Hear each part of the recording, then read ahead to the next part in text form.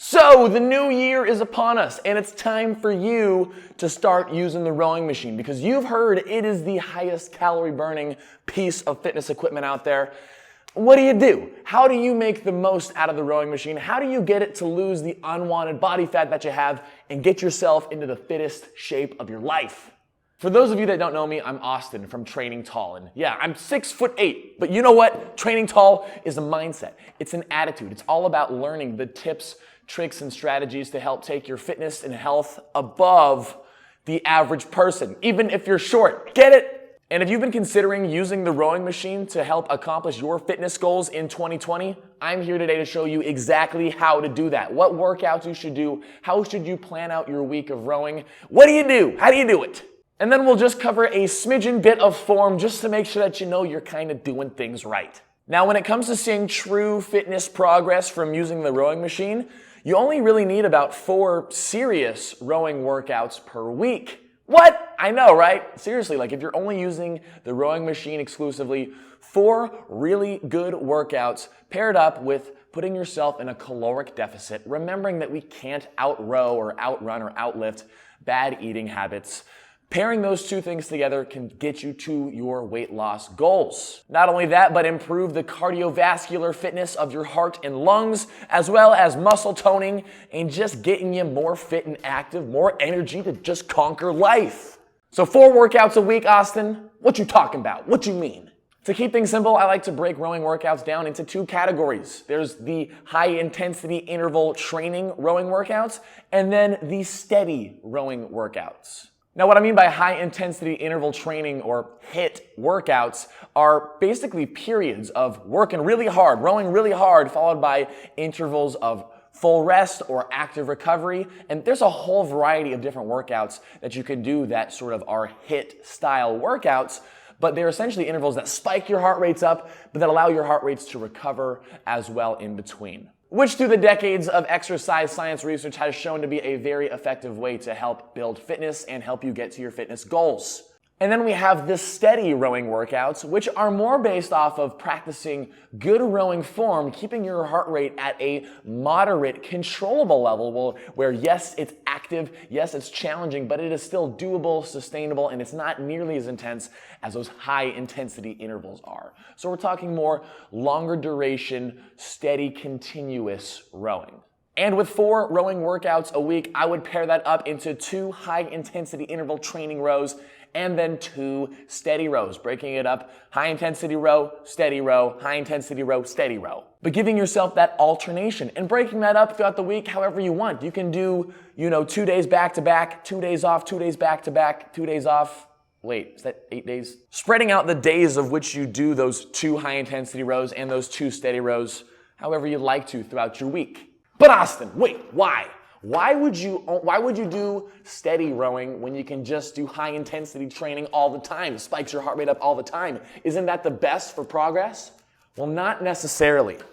And that's because with rowing being such a technical exercise, sometimes if we're just doing too many high intensity interval training sessions, we start to lose good form when rowing. And bad form when rowing is an easy way to get yourself hurt and injured, and that puts you off of exercise for weeks. And nothing's worse than when you want to accomplish your fitness goals, but you can't because you're hurt, but you want to.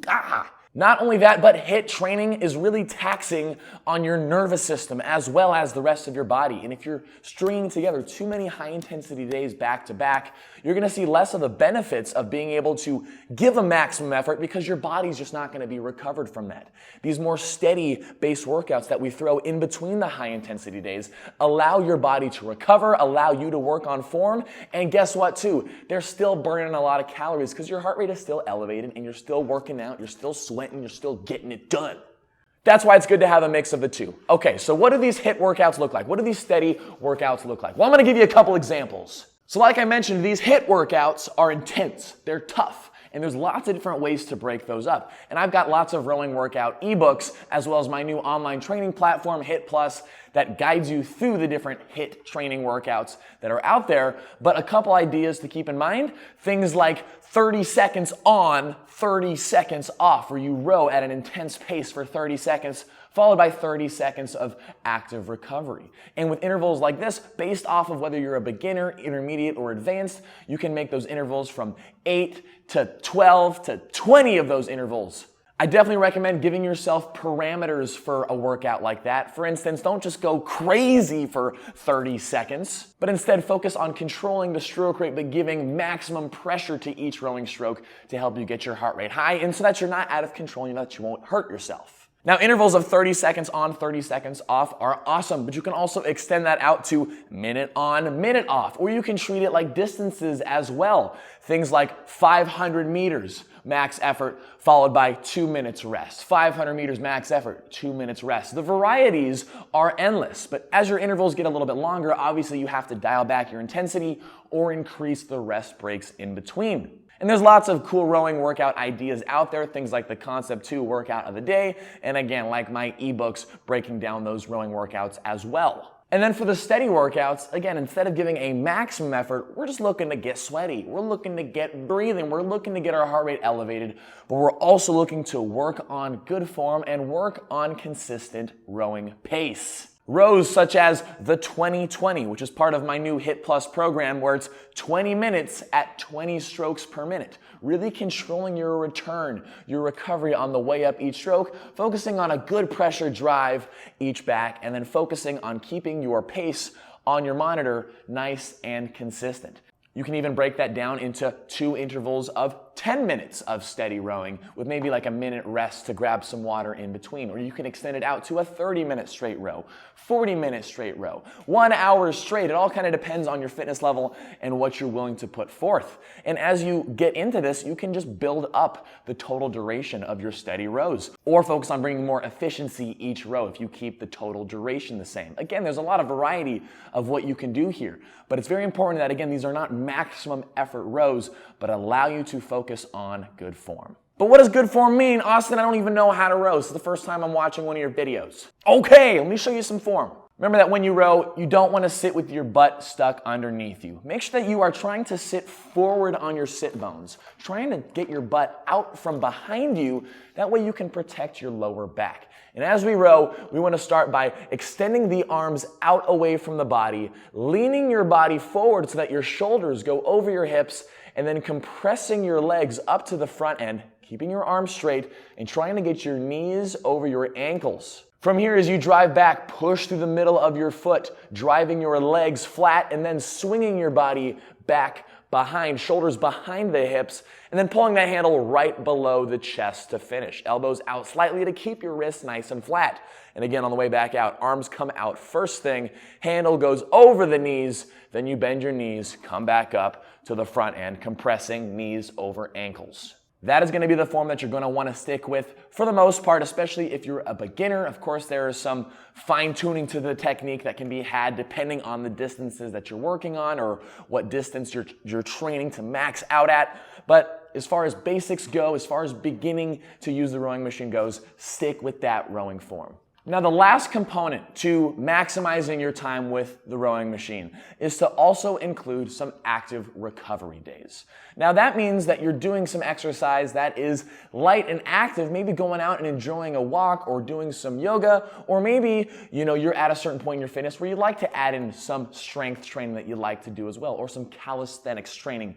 Or even on the rowing machine, working on technique drills, things such as the pick drill, or other rowing drills that you might find online that can just help you work on technique that are still keeping you moving, but again, aren't super taxing, nothing like a steady row or the high intensity rows, just things that keep you moving. Because when it comes to accomplishing your fitness goals, it is important to be moving most days of the week. As humans, we are built to move. So here's a sample week for you. On Monday, you kick off the week, hitting it hard with 8 intervals of 45 seconds on, 45 seconds off, stroke rate at 28 strokes per minute. Working on max pressure each stroke, and then light recovery in between each interval. Hoo-ha, that was tough, that was intense. And then the next day, on Tuesday, you take things to a steady row. You're working on good form, and so you go for the 20-20, 20 strokes per minute for 20 minutes on the rowing machine with a nice moderate pressure that gets you sweaty but allows you to focus and work on your your rowing strokes. Maybe listen to a podcast or an audiobook while you're at it. And then on Wednesday, it's your active recovery day. So you decide to go out and enjoy the beautiful weather outside and go on a brisk walk for 20 to 30 minutes with maybe some loved ones or some friends that you want to hang out with. And then Thursday hits. It's time to hit the intervals once again. And so this time you're going to go for 10 intervals of 250 meters with a minute and a half rest in between, focusing on keeping that stroke rate higher, something like 30 to 32 strokes per minute, and then active recovery rest in between each interval. And then Friday comes along, it's time to work on some more steady rowing, but you're feeling good, you're ready to add on a couple extra minutes, and so this time you go for 23 minutes at 20 strokes per minute, focusing on maintaining the same intensity that you had from the previous 20-minute session earlier in the week. Saturday hits, it's time for some active recovery. It's the weekend, it's time to go hiking because that's fun and enjoying the fresh weather outside and going to explore somewhere new. And then on Sunday, you hang out, you meal prep, you get yourself ready for the next week. Boom, that's your week of rowing fitness if you were just using the rowing machine on your own. Guys, I hope this could give you some ideas, some insight into using the rowing machine for 2020. Whether you're just adding in a couple workouts a week or if you're looking to just go full-time rowing machine, I hope this could help you out in some way. Remember, I've got rowing ebooks that give you step-by-step guides on rowing form and rowing workouts down in the description box, as well as my brand new platform, HIT Plus, where there's follow-along rowing workouts, as well as workouts for you to do on your active recovery days, whether that be strength training, flexibility, mobility, or body weight cardio. It's all there in my new platform, so check those out if you're interested. Let me know what you guys think. Happy New Year! Kick butt this 2020. Guys, I will see you in the next workout and video. Yeah.